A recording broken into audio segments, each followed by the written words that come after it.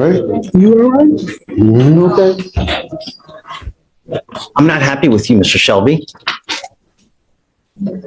Why am I not happy with you? Therein lies the problem. You don't even know what kind of bond conditions you have, and it's your second bond violation. What am I? And there it is, second bond violation. Judges really don't like repeat offenders on bond. Quick question for you guys. Should bond violators get one more chance, or is it straight back to jail? Let me know in the comments. No, I'm not going to do that. We asked you, and you have a very serious case. We asked you to conform with these bond conditions, and you can't, and you have not. So what am I supposed to do?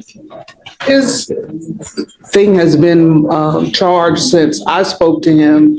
When did I first speak to you? After Today. No, I spoke to you like right after Thanksgiving and told you you had to keep your ankle monitor charged, didn't I? Yes, Has it ma'am. been charged since then? Yes, ma'am. Why wasn't it charged on the 24th of November? Are you homeless? No. Do you have access to an outlet? Yes, ma'am. Then why wasn't it charged on the 24th of November? I was late. Late where? Felicia, Yes, sir. is this device operational right now? Yes, it's operational right now, but it just keeps hitting 1%. And it states here from our case manager that we've like over and over again repeated to charge the device. But it keeps hitting 100 notifications here where it's charge device, charge device, charge device, please charge your device. Come to the office if you're having issues, charge your device. They're quite expensive.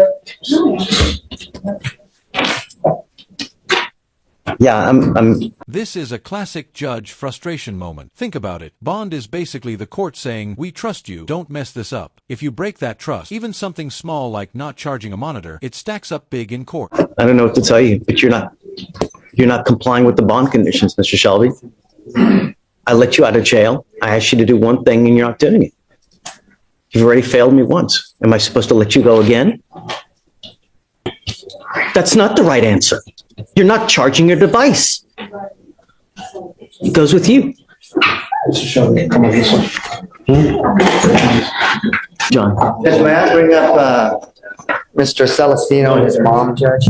This is an off docket. This is the one that you told us we can come back this week. He's the one that you put a curfew, and he works during the curfew hours. Hold on before you can just come up. He's already, it's okay, come on up. Mama. Judge, Judge, I asked Mom to come because, she knows about his work schedule. He's talked to his supervisor. They just don't have any other time slots for him to work except for the second shift, which is from 3 in the afternoon until sometimes 2 or 3 at night. And I've talked to Mom. She's assured me that that's where he is. That's the monitor. But he just needs to get back to work. They rely on some. What is your cause number? Do you mind? Oh, yes, I'm sorry, Judge.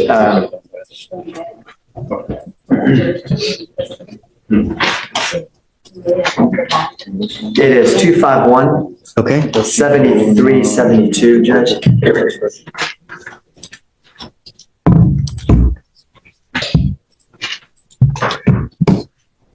Thank you so much for coming. Mom, thank you for coming. The problem I have is that he's charged with a very serious offense. He's young. And while he's on bond for this case, he's continued to mess up. It's not the first time I've brought him back. That's a powerful point. Judges aren't just worried about one kid sneaking out. They're worried about public safety. What do you all think? Should a 17-year-old with a DWI really be allowed to work overnight shift? Or is the judge right to be cautious? Back here for violating conditions of his bond. He has had bond violations in that he's continuing to mess up. And it scares me to let a 17-year-old out at 3 in the morning because I don't know what's going on at 3 in the morning and it's hard for me to monitor. So how do I know he's not going to be out there consuming alcohol at 3 in the morning? That's what scares me. Judge, And finish talking to your mom. So a lot of people tell me that they're doing one thing, and then when they leave and they go out the doors, they do something completely different.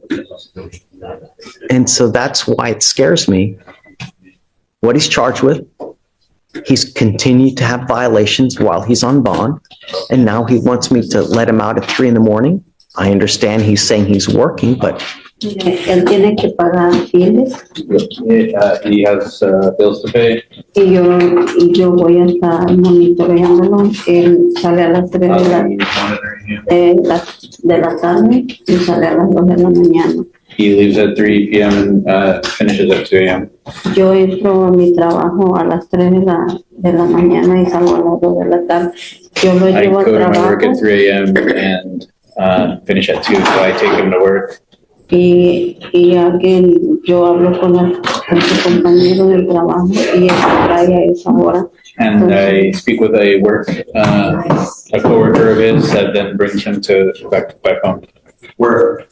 Y él no se va a ir para ningún lado porque yo hablo con el muchacho que lo lleva a la casa y me dice que él ya está ahí en la casa. He won't go anywhere else. I speak with his coworker and he lets me know whenever he's brought him home. And he won't go anywhere else. Ms. Siegler, are you familiar with this? Can I? What? Probably not familiar with it. Right. So what we have here is we have a young 17-year-old with the DWI. Right. He's on bond. The case is old. I mean, what are we doing anyways? The problem is, he's a .18, and we're trying to get all the litigation stuff in. I think. He's a .18 and he's a 17-year-old? And so we gotta get that litigation in. You won't accept the time served. This is key legal advice right here. Pleading guilty at 17, that's like tattooing your mistakes permanently on your record. Judges often push programs or diversion because it keeps the door open for young people. Smart or too soft, that's the debate. So it's not a litigation or probation, so I'm trying to get that in as fast as I can. Nathan has already told me that there's already a quitting clock, so I'm trying to get that ASAP. I turn them around as fast as I can. I don't want to be blamed for not taking a time served. If he wants to take it, served, but you need to understand is that when you plead guilty, it stays with you for the rest of your life. I will explain that. I never think it's a good idea at 17-year-old to potentially shut a door when you have the ability, if you're granted entry into this program, to try to get this dismissed. A lot of people take a half-assed approach to things in life. When you take a half-assed approach, you get that same kind of result. So you say it's a program? When you plead guilty to an offense, you can never undo that. You're stuck with it for the rest of your life. And when you get a conviction on your record, it's going to hurt you. So I'm basing that on what pretty much state standard rec on a first-time DWI check. And, there's only 3 options. There's time served, there's probation, PTI clock is running not only because the case is getting older, it's because I haven't been telling. So we're going to cut down in the last week within the next couple of weeks, if that's going to be around. Now, I haven't talked to him about the other one. You just did, because when I talked to you before, you indicated to me that you were able to go down that path. So, and if that's the case, look, they have this program. It's a diversion program. If you're granted entry into it and you complete it successfully, the case gets dismissed. Your case is old and it's time to make a decision. If you want to do it, then that's what you got to do. If you want to take the easy way out, I'm happy that you can do that as well. It's up to you guys, but you need to make a decision. The reason we're here now is because he wants to be out in the middle of the night working, right? But, it's a DWI and we have a positive blow or we have a bond violation report from 2 weeks ago where he tested positive for alcohol. So that's why I'm scared to just let him out in the middle of the night. When he got this bond violation 2 weeks ago, was he working in the middle of the night? He's been working. He's been working. I mean, in that particular incident, Judge, I don't know, but he's been working for a while. So, and I think he mentioned to me that it was a really bad choice when you were at a family gathering. Is that right? It was like, it wasn't at night, it was during the day when that happened. And then Judge, after when I got out of custody, the same day I got out, I went to work, then went to work Saturday, and Sundays I don't work. What does he have on him now? Does he have anything on him now? A scram? Yeah, you put an ankle monitor. The problem is that How's he doing? The last name, sir? Celestino. Celestino. I have to get, it's not on docket. I have to give you a cause number. He does, as part of his new bond condition, when he got out, he's on a. Yes. 251 7372.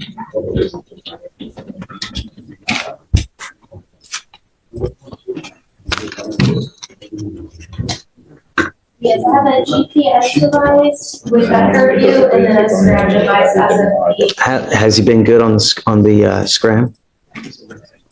I believe so, but let me just double check. Okay, here's what I'm gonna do. Assuming he's negative, I mean, what are your thoughts? I think that we definitely would want to keep them on the scram and the GPS. Well, that goes up, of course. But I mean, as far as letting him out at 3 in working, what time did you want to work?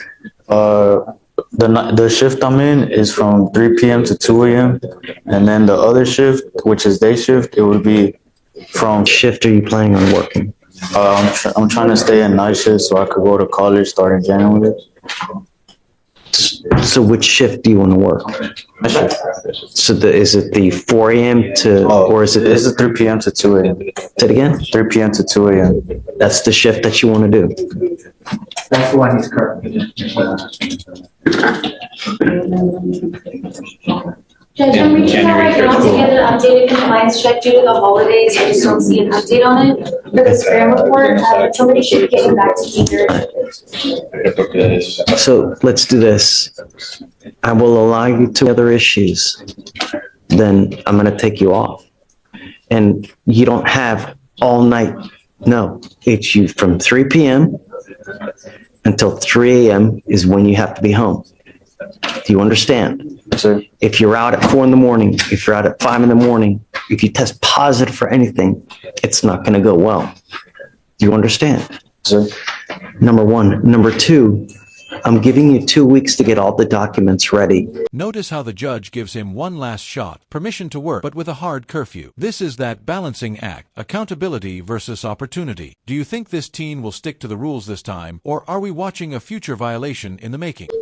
For this program, your case is old and it's time to do something now. So I just want to let you know that the case was reset till the 9th of January already. That's the reset you gave them before. And this is an outline. It's just to kind of put it in curfew. I mean, that's reasonable because I think the program, according to my intel, we got to get that in within the next couple of weeks anyway. I just didn't know whether or not you wanted him to come back to. well, yeah, because he needs to do a TRAS regardless. So I guess let's do this. I'm not going to set it all the way up to January 9th because it's old. I'll give you the 4 weeks, John. But at that time, when he comes back, we need to have a decision made as to whether he wants to get into this program to get into the diversion. If he does, he has to have all documents in by the next setting. Well, absolutely. And then we'll send him to go get a TRAS done at that time. Don't drink alcohol. And if you don't have a license, do not drive. Do you understand? Sir. If you fail me again, it's really not going to go well. Do not use alcohol. He's not driving, is he? Or is he driving? Do you have a Texas driver license? Yeah, I did. And then at the time of the DWI, I had insurance too. ¿Tiene aseguranza ahora? Ya. Okay. No puede manejar sin licencia, sin aseguranza. All right. Okay. Si él tiene un positivo de nuevo, lo voy a encerrar. No me importa la excusa. Okay. A las 3 de la mañana en la casa. Okay. All right. Judge, we'll bring him back on the 31st. Okay. Done. But everything. All right. Okay, Mr. Celestino, make me proud, man. This is it. That's just, Thank you. Thank you. that's just signing. What did we learn? Not drive. Drive whatsoever. You violate any more conditions, I'm going to go absolutely bonkers on your bail and your bond. Do you understand? The next time, triple, if not quadruple, if you violate conditions again, I will not allow you to continue to endanger my public. Do you understand, Mr. Gonzalez? No consuming alcohol or dope, and no more driving. You pick up a third case, holy moly. So where are we as far as, you said community service, and what else? How much is restitution? $1,000. Have you spoken to see how long it will take to get the $1,000? I have spoken with him, Your Honor. He has a job at a tire shop that he works on the weekends when he's out of school. Someone's got money because they just posted a 2004. Don't want any more issues. Do you understand? I'm sending you for a drug and alcohol test today. And